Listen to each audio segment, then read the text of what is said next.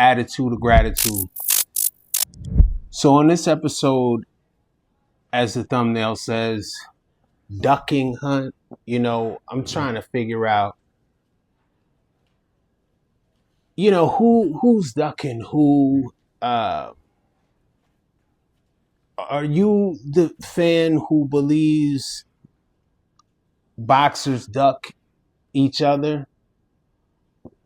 I was of that opinion, but I'm starting to change my convictions on that.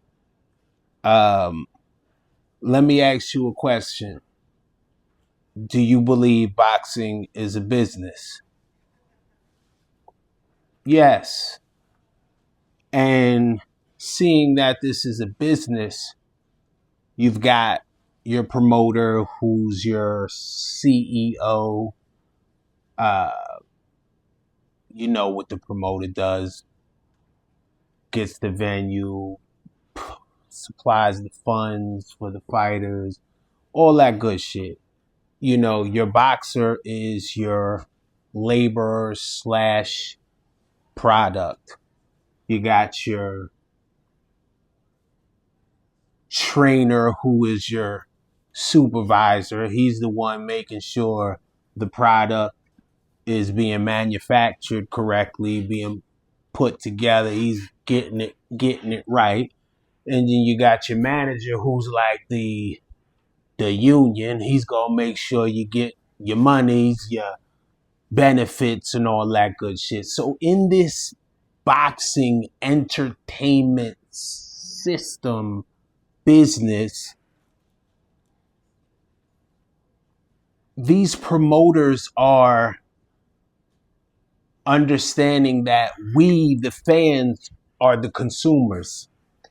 And we only consume if it touches us viscerally. Like if we, you know what I'm saying? If it's like Tank, for instance, they say he was like the face of boxing. He was a face of boxing, right?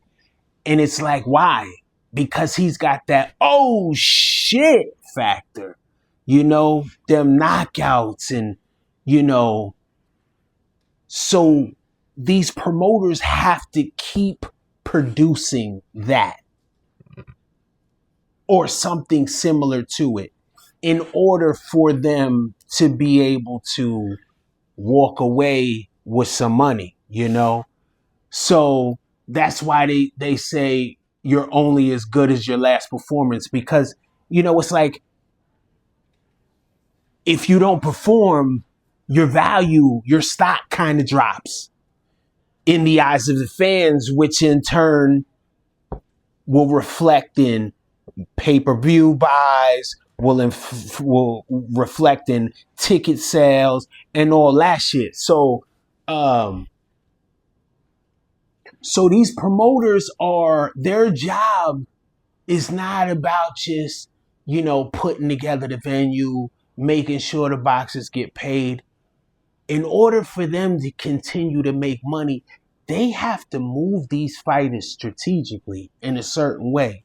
So we see this, for instance, what's going on now with Boots, Virgil, Matchroom, Golden Boy.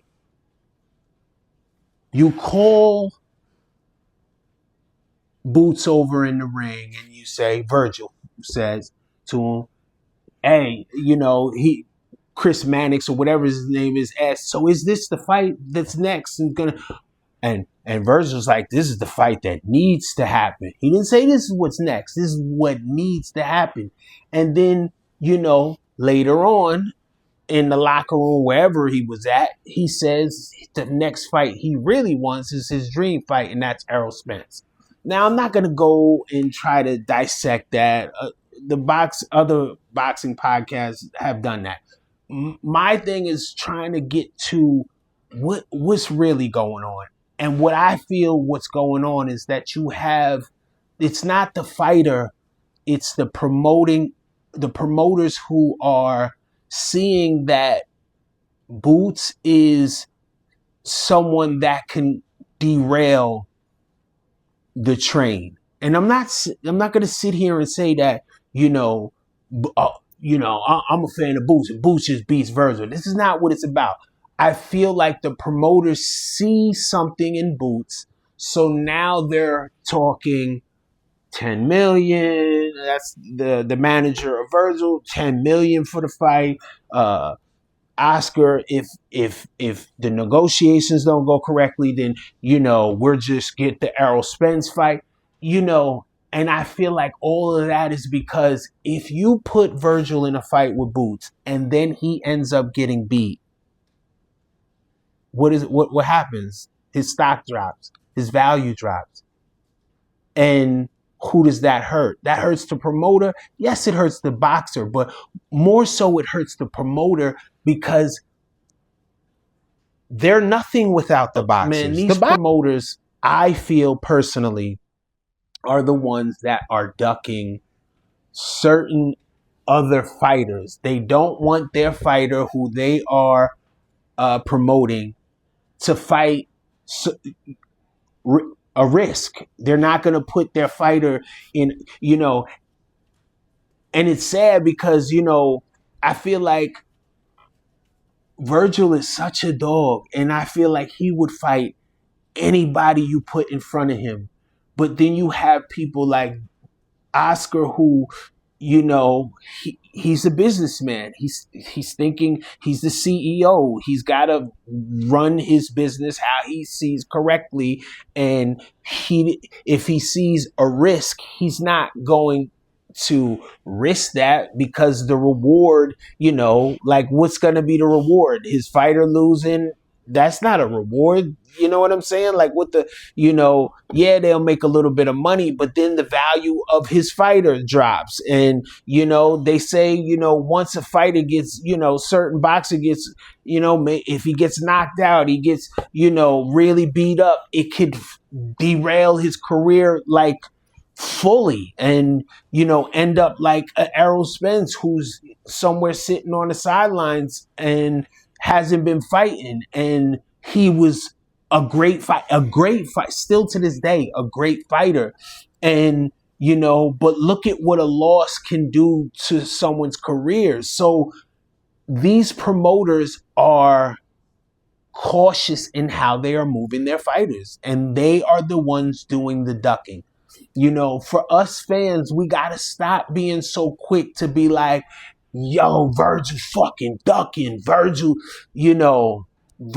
is being moved strategically.